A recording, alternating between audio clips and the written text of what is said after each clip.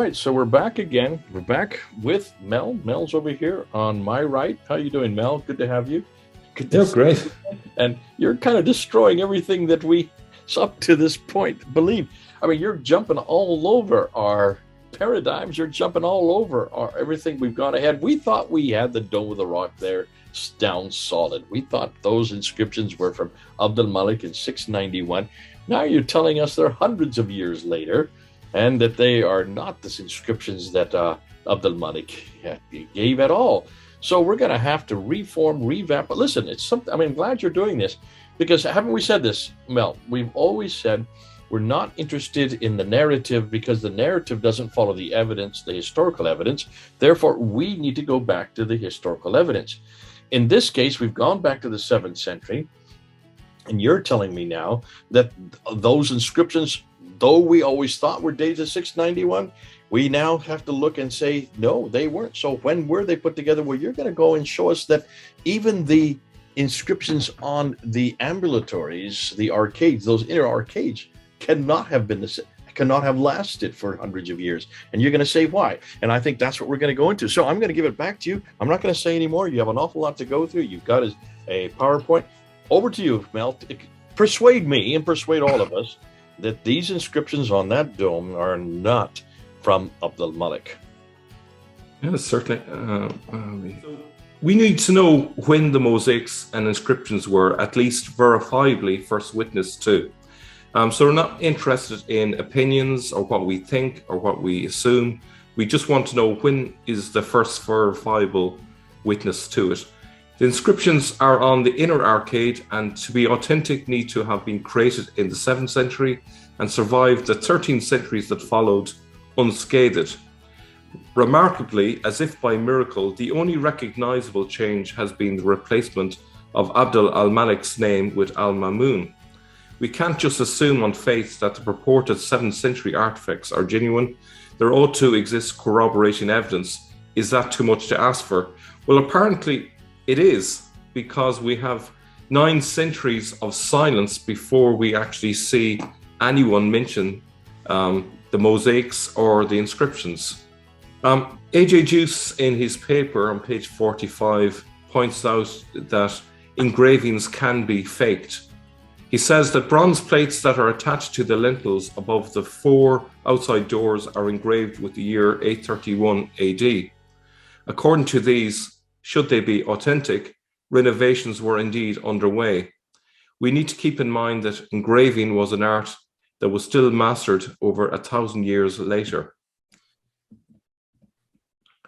The Al-Aqsa today is a completely different building to the one in 978 AD. There's another description from 978 AD by Ibn Hawqal and Istabri, which provides more details about the Dome of the Rock. He says that there is here a mosque, a greater than which does not exist in all Islam.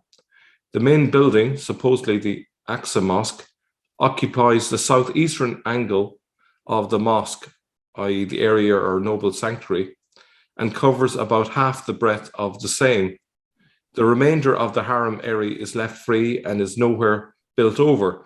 Now, if we compare that with the Al-Aqsa Mosque today, well, there's a number of problems. First of all, the Al-Aqsa Mosque doesn't cover half the width of the Temple Mount. It only covers maybe a quarter of the width. We're going to put a picture. Let's put a picture up right here. Let's take a look. Now, take a look. I put this, see where the arrow's pointing. Look how thin and narrow the Al-Aqsa Mosque is. That is not half the length of the wall. So that we can see already is not the same one that is being referred to back here in 978. Yeah, and the other obvious point is that it's in the southern part. It's not in the southeastern part. And I don't think that would be something that someone could get wrong. It's clearly in a different location than what it was before. So that's the Al-Aqsa Mosque. This is a sign that a lot of things change over the centuries, and the Dome of the Rock is no exception to that rule. The remainder of the haram area is left free and is nowhere built over except in the part around the rock. At this place where there has been raised a stone or terrace, like a platform, of great unhewn blocks, in the center of which, covering the rock, is a magnificent dome. So we have a reference to the dome of the rock, because it's covering the rock, so it is the right place, and it's essentially the right description of a building that we're expecting to at least exist at this point. Let me ask you this: is that the first reference? Then is that we're looking at the first reference to a dome? No, the very first reference to a dome was in the very latter years of the 9th century, so roughly about 80 years before. So this is not long after our very first witness to it. So we're talking about 897 AD was our very first witness to a dome. But remember, back in the last episode, we saw that in 870, a monk visited the Temple Mount, and all he saw there was a synagogue, a Saracen synagogue, as he describes it, in the northern part of the Temple Mount, which is obviously not the same place as the center where the Dome of the Rock is. So therefore, between 870 and 897 AD, they went to work, they built a Dome of the Rock, and then they created, probably simultaneously, this is what A.J. Juice reckons, they built a narrative to fit this new building, gave it a backstory, and made it seem like Abd al-Malik had built it, and that it always existed from the time of Abd al-Malik. So this is, just not true. Yeah. Okay. So what this witness from 978 AD, what it does say and what it doesn't say is kind of important. What it does say is there was a dome over the rock at this stage. What it doesn't say is it doesn't mention that there were mosaics or inscriptions inside, or that it was in an octagonal shape. So in other words, it's not necessarily the same as what we have today. And there is also no attribution to Abd al-Malik in this witness account. An additional note on the Al-Aqsa Mosque is that it didn't get placed in its current position until the late 12th century. The Persian traveller Nasir-i-Husro visits Jerusalem in the spring of 1147. He is the last to mention the mosque on the Temple Mount to be attached to the eastern wall. 25 years later, it would be reported as being at the south. This is primary evidence that the Al-Aqsa Mosque did not exist at its current place until at least the mid-12th century. Okay, so I think that's... Here, before we said the southeastern corner, now we're calling it the eastern wall. Yeah, so you could have a building in the southeastern corner, and the eastern part of it would be attached to the eastern wall. So that's, it just, I think that kind of makes sense to me. It's the southern part of the Al-Aqsa, the original one, would have been touching the southern part. The eastern part would have been touching the eastern part, but obviously in the southeastern corner. Okay. Does that make sense? Whereas now today it is in the southern wall completely. It's hundreds of feet away to the west of where it would have been originally. Okay. So a very different location. Okay. I'm just going to put it right here. You're going to see where the southern is, where it is today. Now, just take a look where red rectangle is, and it's at an angle. That's where we think these references are putting it. Okay. Now, late 10th century now. Does it sound like any arcade survived from the time of the Abbasids? So this is really damning evidence here. The first report outside of earlier tradition that claims al-Malik's involvement emerges with the late 10th century geographer al-Muhallabi, who says that the Al-Aqsa Mosque lies at the southeastern corner of the Holy City. The stones of its foundations of the outer wall, which were laid by David, are 10 ells or a little less in length. On these, the Caliph Abd al-Malik subsequently built using smaller but well-shaped stones and battlements are added above. Now, from the point where there's the ellipses there, it goes on to talk about the Dome of the Rock. So just so we're not confused, he says, this mosque is even more beautiful than that of Damascus, built in 715 AD. For during the building of it, they had for a rival and as a comparison the great church belonging to the Christians at Jerusalem, and they built this to be even more magnificent than the other. But in the days of the Abbasids occurred the earthquakes, which threw down most of the main building, all in fact except that portion around the mihrab. The edifice rose firmer and more substantial than ever it had been in former times. The more ancient portion remained, even like a beauty spot, in the midst of the new. Now, it says that during the days of the Abbasids, earthquakes threw down most of the main building. Now, unless my memory is mistaken, Abdul al-Malik's time was during the Umayyads. So it was during his reign that the Dome of the Rock was supposed to have been built. But here we have a witness from the late 10th century that says basically during the time of the Abbasids, most of the Dome of the Rock was knocked. Very little of it remained. So that would indicate that the arcades would have been destroyed, and therefore the inscriptions, had they existed on those arcades, would likewise have been destroyed. For me, this is a slam dunk against the idea that there are inscriptions nowadays that come from the 7th century. I don't know if you want to respond to that. Yeah, absolutely. No, I agree with you that.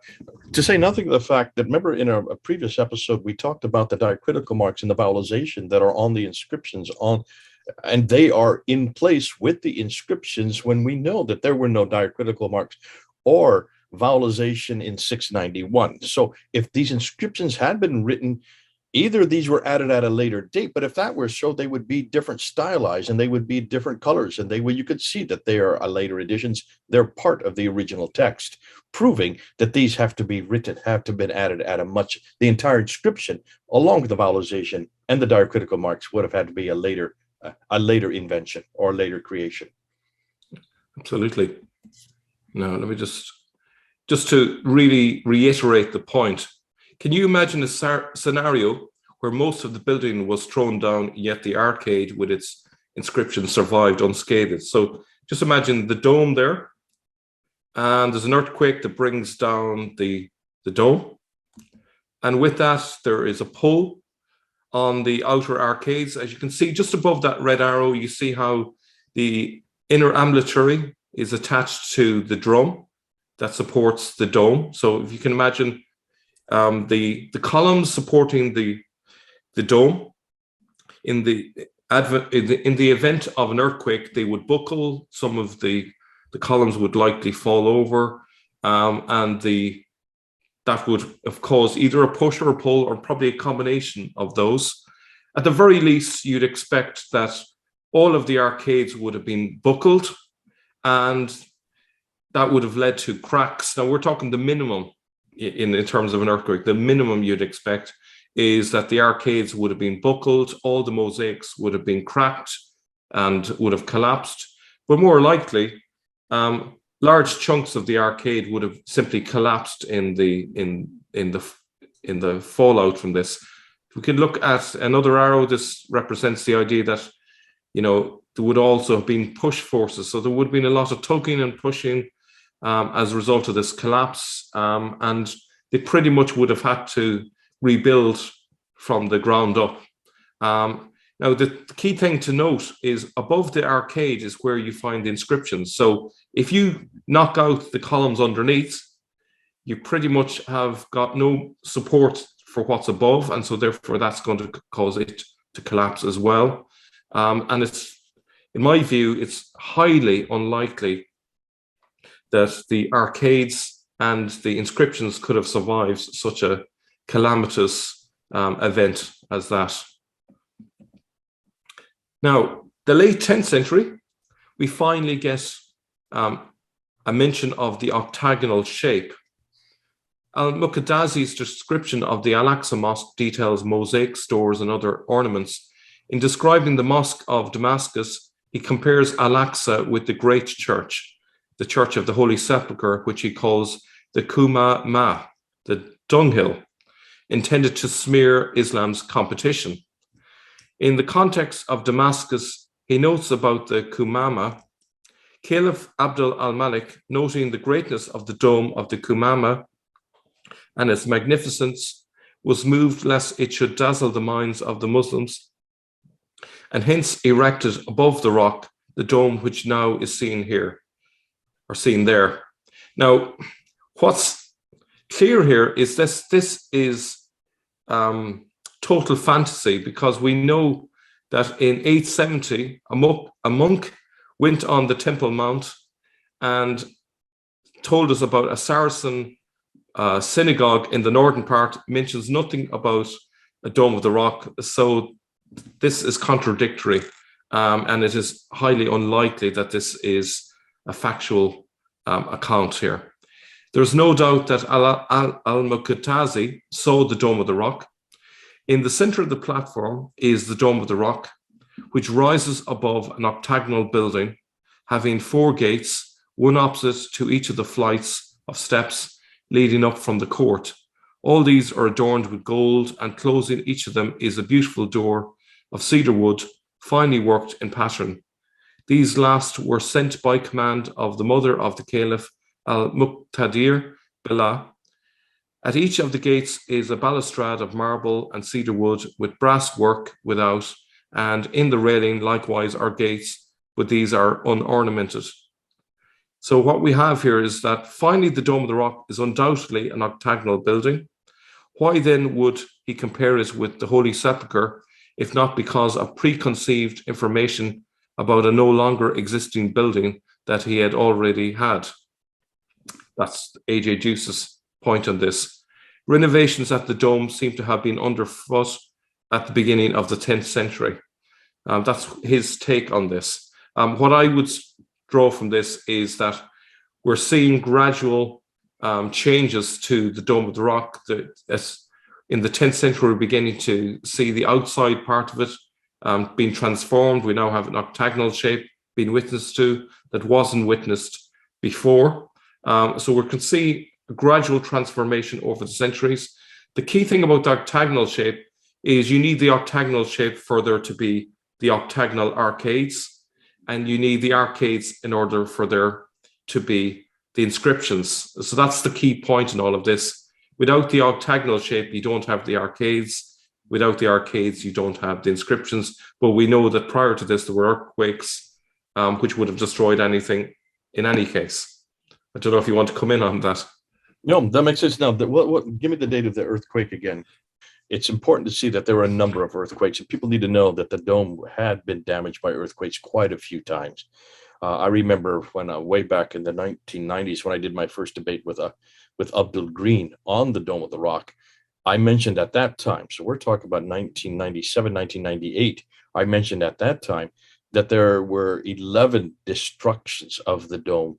11 times it had to be rebuilt, sometimes completely, sometimes partially, but always that caveat, except for the inner ambulatories. They were unscathed somehow. But from what you're telling me here, it looks like there was quite they were not unscathed. They look like they got an awful lot of damage, which means the inscriptions would have gone down with them. Yeah, here's the other thing. I think a lot of people, I'm not an architect. I'm sure if there's architects watching, they can confirm what I'm saying. Is one of the reasons why a large building like a dome would need an arcade on the outside is because they act as buttresses to support and share the weight of the dome. Because it's actually quite an architectural feat to support all that weight underneath a small number of pillars. So that, it isn't, it's not window shopping that they're there for. They have a purpose, which is to spread out the weight and take some of the load. So if the dome comes down, you can imagine the knock-on effect across the whole of the building. So it's colossal damage occurs in the case of an earthquake as a result of it. Yeah, and remember, these inscriptions are all along the top of the arcades. They're not at the bottom, because if something's going to collapse, the top collapses. The bottoms would remain intact. These inscriptions are on the top, so it would stand to reason that the first place to be damaged would be where these inscriptions are. Absolutely. So just going on from there then, one wonders how a building supposedly glistening with gold could have been missed by Bernard the monk back in 870 AD. So do you remember that monk mentioned the Saracen synagogue? Well, apparently he must have been blind, because here we have a witness in 1019, 1020 AD, Al-Wasiti, the preacher of the Al-Aqsa mosque on the Temple Mount. He gave a detailed account of al-Malik's involvement. Now, this is pure fiction, you know, in my view. But he says, when Abdul al-Malik wanted to build the Dome of the Rock, he came from Damascus to Jerusalem. He then sent to all his deputies in all his dominions. He wrote, Abdul al-Malik plans to build a dome over the rock to shelter the Muslims from cold and heat and to construct the masjid. But before he starts, he wants to know his subjects' opinion. With their approval, the deputies wrote back, may God permit the completion of this enterprise, and may he count the building of the dome and the masjid a good deed for Abdul al-Malik and his predecessors. He then gathered craftsmen from all his dominions and asked them to provide him with the description and form of the planned dome before he engaged in its construction. So it was marked for him in the San of the masjid. He then ordered the building of the treasury to the east of the rock, which is on the edge of the rock, and filled it with money. He then appointed Raja ibn Jawa and Yazid ibn Salam as supervisors and ordered them to spend generously on its construction. He then returned to Damascus. When the two men satisfactorily completed the building, they wrote to Abdul al-Malik to inform him that they had completed the construction of his dome and the Aqsa mosque. They ended their letter with the expression, there is nothing in the building that leaves room for criticism. They informed him that the sum of 100,000 dinars was left from the money he allocated. He offered it to them as reward, but they declined, indicating that they had already been generously compensated. Abdul al-Malik then ordered that the gold coins be melted and cast on the exterior of the dome, which then so glittered that no one could look straight into it. What we're dealing with here is complete fairy tale stuff.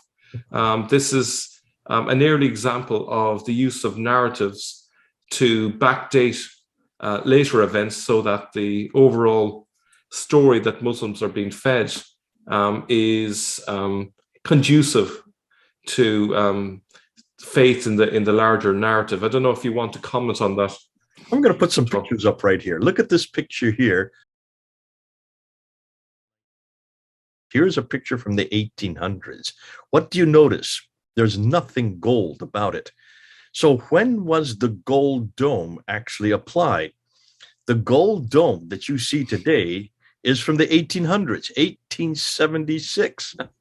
I remember bring this up in my debate with Abdul Green back in the last century, 1990s, where I actually pointed this out to him because he assumed that gold dome and those inscriptions around the drum, which is chapter 17, verse 1, that's the reference to the Mi'raj, where Muhammad went up to the seven heavens. And when he went on the winged horse up to Jerusalem, from there up to the seven heavens, proving that was known at the time of Abdul Malik. And I said, that did not exist until the dome was actually created. That gold dome was created in 1876. He then went to the southern portico and showed a reference there on the southern door to chapter 2, verse 149 and 150, which talks about the Masjid al-Haram being redirected from the great mosque to the farthest mosque. So referring then to the Miraj being redirected, I said that was also constructed in 1800s, 1876. So this, I remember debating this over 30 years ago. So it's fascinating that someone in 1019 is instituting this. It looks like they created the dome to reflect this. Or you might say, if anything, this is a redaction back from the 11th century back onto the 7th century. Possibly there was a gold dome in 1019, but it's certainly not in these pictures. So either it got pilfered or it got scrapped, but then it had to be recreated in the late 1800s to fit the description that you see here in the 11th century. Absolutely. Okay, let me just skip this bit. Now, this is A.J. Juice's take on this. He says, centuries after the fact, we are handed names of architects. Receiving the approval of al-Malik's subjects, a perfect building was erected that no Muslim could have explained, one so beautiful that it could not be improved upon. The dome was previously covered in red gold, is now cast in al-Malik's gold coins. There is no need to pretend that this is anything other than a fairy tale. Suddenly, evidence surfaces that is so spurious and self-congratulatory that it leaves no doubt that it either never existed or was backdated. His account bears no credibility whatsoever. The oral chain of transmission that spans over 300 years is just as spurious as the text itself. So A.J. Juice is not buying it, I'm not buying it, you're not buying it, and I'm sure many of our viewers would not buy that story. It's just nonsense. And what's interesting, centuries later, as we'll see, there's an open question about who exactly built the original Dome of the Rock. It's not as clear cut as we think, and I won't go into that now. But it's interesting how the story keeps shifting over the centuries. Now, the late 10th century, al-Muqaddazi shows an interest in mosaics when reporting on the Umayyad Mosque of Damascus, and this here is just an example. I'm not going to go read through, but you can see he goes into quite a lot of detail about the nature of the mosaics in the Mosque of Damascus.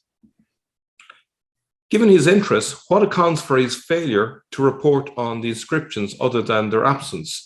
So he doesn't mention anything about the inscriptions in the Dome of the Rock when you'd expect him to. And this is quite telling. So from the same source, he says the dome externally is completely covered with brass plates, gilt, while the building itself, its floor and its walls and the drum, both within and without, are ornamented with marble and mosaics after the manner that we have already described when speaking of the Mosque of Damascus. And then it goes into further detail. I'm not going to read all of it there, but what's of significance is the fact he says nothing about probably the most important aspect inside, which is the inscriptions. He says nothing about them. Why doesn't he say anything about them? I think that is very telling. I don't know if you want to jump in on that. No, I think you're hitting on it. I think you've got something here, and I think this is something that it's so good you're bringing this up. The most important part that everybody would be looking to are the inscriptions, because they are lay become later Quranic if this was 691.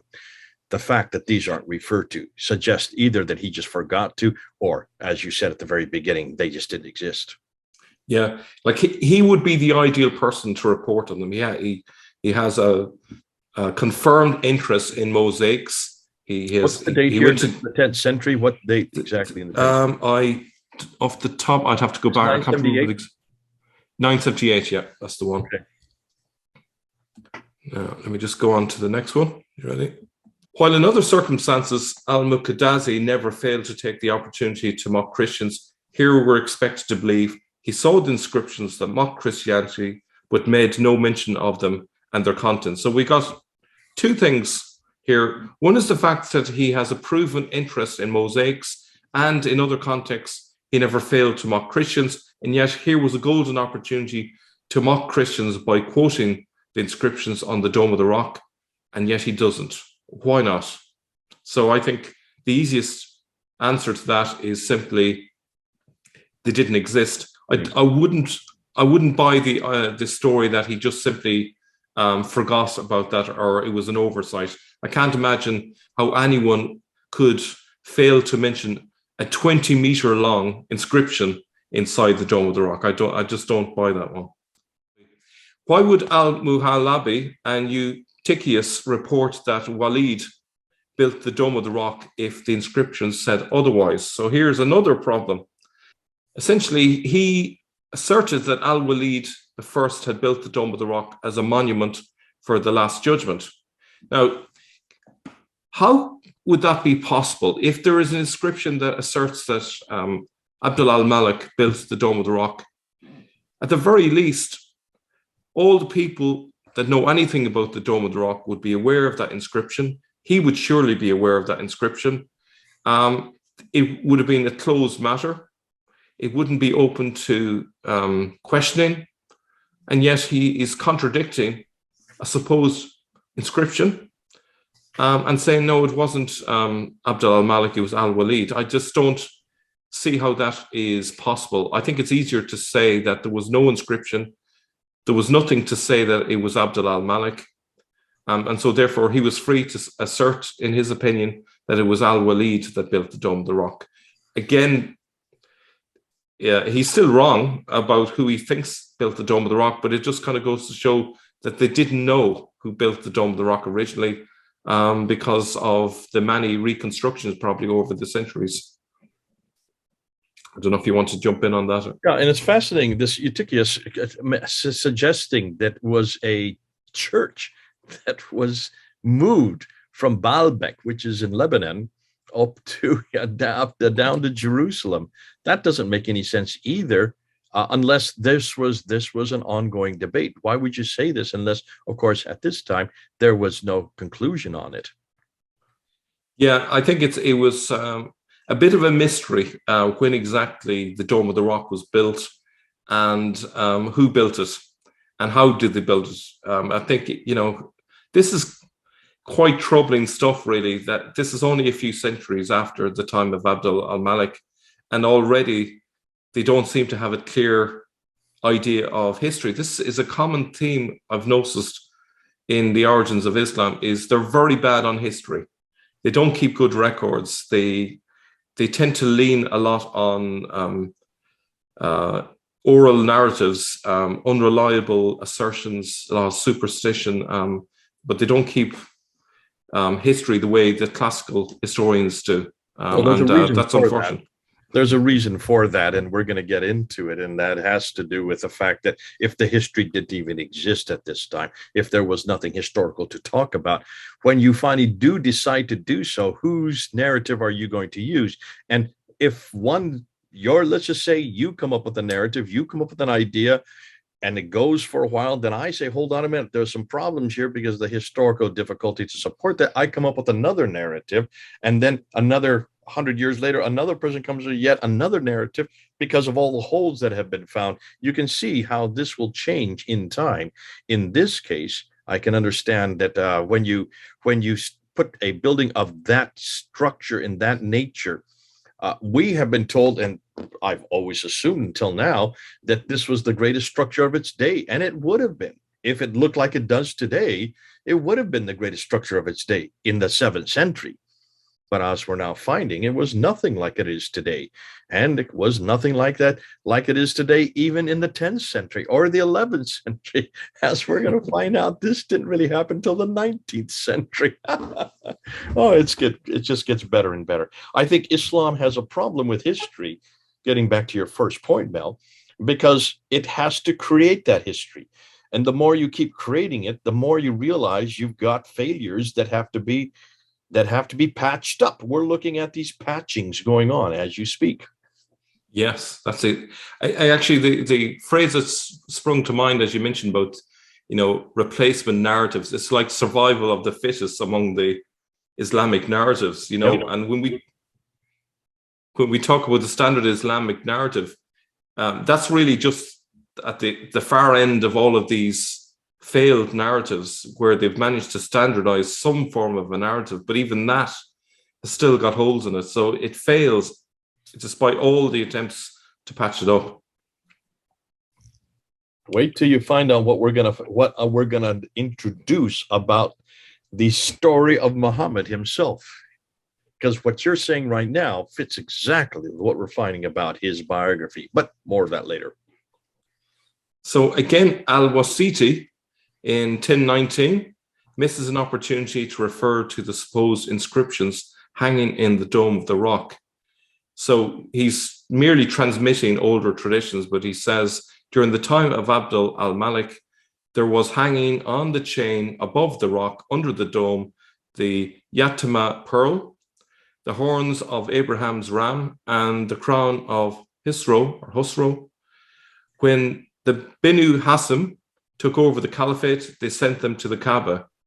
So the most important thing inside the Dome of the Rock should surely have been the inscriptions, and yet he mentions 3 dubious things hanging inside the Dome of the Rock, but no reference to the inscriptions. That is very telling. And this is in the early 11th century. Are Yetima's pearl, Abraham's ram, and the crown of Khosrow, are they even there today? They, apparently, according to this tradition, they were sent down to Mecca. Who knows if they actually exist? I'd imagine the horns of Abraham's ram, I think that would be relatively an easy thing to come up with an artifact on that one. Not sure about the crown of Khosrow, but I wouldn't put it past them to fabricate something there on that one. I know Abraham's foot is there, but I've never heard of Abraham's ram. And have you seen the museum in Mecca? Take a look at the museum in Mecca. Look at all the references. Do you notice everything that's in the museum of Mecca is from the Ottoman period? Yeah. Telling. Ottomans don't come into power until 1290. So, al-Muqtazi mentions trees, but neither Muhammad nor Quranic verses. This is from him. Describing the Dome of the Rock in detail, he sees interior mosaics, but does not mention Islam's most important inscriptions with verses of the Quran and a first mention of Prophet Muhammad. Instead, he seems to view the mosaics as similar to those in the Umayyad Mosque of Damascus. In plain English, this is from A.J. Juice, that means a multitude of species of trees and recognizable towns, depiction of the ruler's realm. So, in other words, he doesn't see anything unusual in the Dome of the Rock. Nothing to see here, folks, as the police might say. You know, be on your way. There are trees. There are towns, maybe. No mention of inscriptions. No mention of Quranic verses either. So that is very telling. And then, for the next 2 centuries, then after this period, there are 2 centuries of the Temple Mount under Crusaders' control. Are we expected to believe the inscriptions, had they existed, would be left in place? I find that hard to believe. If they existed and they were mocking Christianity, I would imagine that the Crusaders would have very quickly made light work of demolishing those inscriptions had they existed. And yet, we're expected to believe, no, the Crusaders were very tolerant of inscriptions that mocked Jesus and Christianity. No, I don't think, had they existed, they would have survived. I don't think the Crusaders would have even paint-washed or whitewashed them either. I think they would have just simply destroyed them as part of a false religion. And so that's the end of this part. Okay. Slap up job once again. Thanks so much, Mel. You're always doing this. Yeah, but this is good. This is so good because what you have done is you've gone through a quick historical survey, just looking, and you dated every one of these speakers. They're talking about the building we're talking about, the place, but they seem to have it in the wrong place. They have it in the southeastern wall at one point. They have it quite a bit bigger than what we know today from the pictures that we know of what it is today. That is the Al-Aqsa Mosque, which is in the southern wall. They, though, as we've seen in your earlier episode, they place if it is the Dome of the Rock, but they place it as a synagogue way up in the north. So it could be in the north. At one point, it's in the eastern wall, and then it's the southeastern wall for the Al-Aqsa Mosque, and then now, of course, it's now in the southern wall. So when did this dome get there? Well, the descriptions that you have here are fascinating because they keep on missing the most salient part of the dome.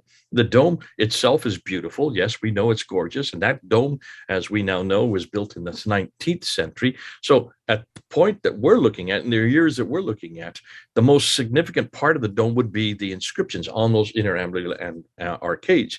Yet you talk about an earthquake in the 9th century, or possibly the 10th century. There are a number of earthquakes, and the dome would have been destroyed, and those arcades would have been destroyed. So those inscriptions would have either been destroyed by the earthquakes to begin with. But then the references, and this is what's good, you brought out references of people who are actually describing the dome or the structure. and you have that possibly in the 10th century you have a reference to an octagonal shape.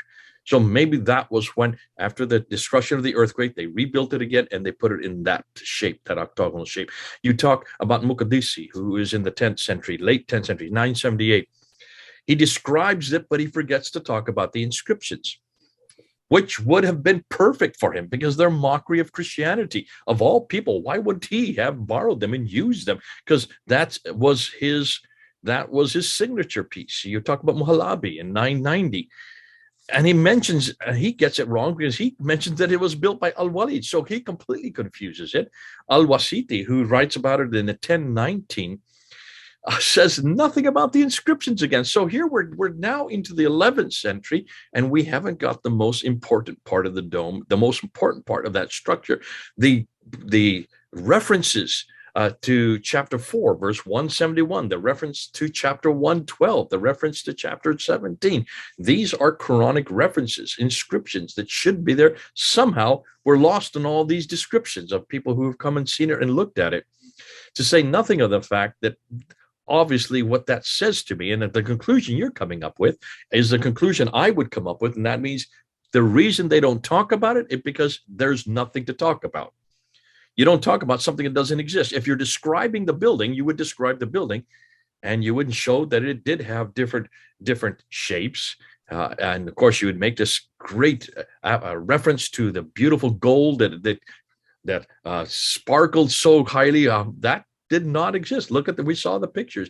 Not even as late as the 18th century did that exist. That was introduced in the 19th century. But certainly, the inscriptions, as you brought it, those inscriptions should have been there from the very beginning. They should have been referring to them. They should have been using them. They should have been, because look at where it's situated in Jerusalem, looking down on the church as a sepulchre, the center of the pilgrimage for all the Christians. If they're there today, which is a mockery of Christianity and the divinity of Jesus and his sonship and the Trinity, then of course Muqaddisi and all these others would have used them, but would have used them, but he didn't, suggesting that he had nothing to use because these inscriptions weren't there. Great stuff. What you're doing is you're emasculating the dome, you're taking it down. What I want to know is, when are you going to come up with a date? Give me a date when it was built. I assume that's what we're going to go to next. Well, we're going to go into the mosaics next and look at the fact that, in themselves, they're anachronistic, and that tells its own story. So that'll be our next episode. We're going to look at that. And that just reiterates the conclusion that we're drawing here. I think the other thing, in terms of the silence of the record about the inscriptions, well, some people would say, well, it's still possible that these inscriptions were there, just that people didn't report them. But I would say possible is not the same thing as probable or even likely.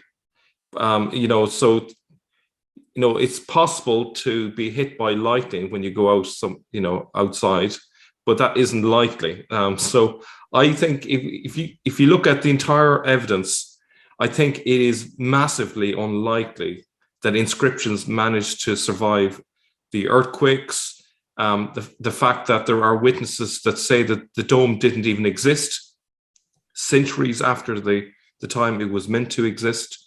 And then there's the fact that the earthquakes would have destroyed and brought down the dome.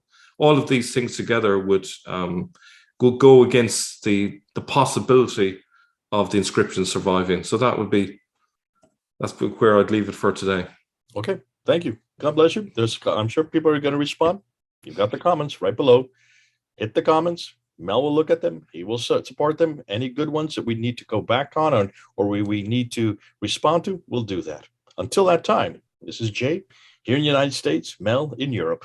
Over and out.